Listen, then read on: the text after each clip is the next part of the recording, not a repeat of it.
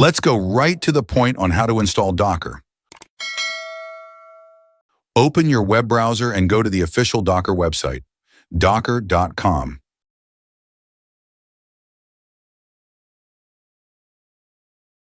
Navigate to Developers Documentation, then click on Get Docker.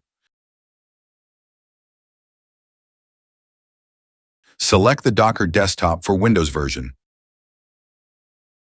Then choose the x64-bit version. Click Download, wait for it to finish, then double-click the installer file. Launch the installer and follow the prompts.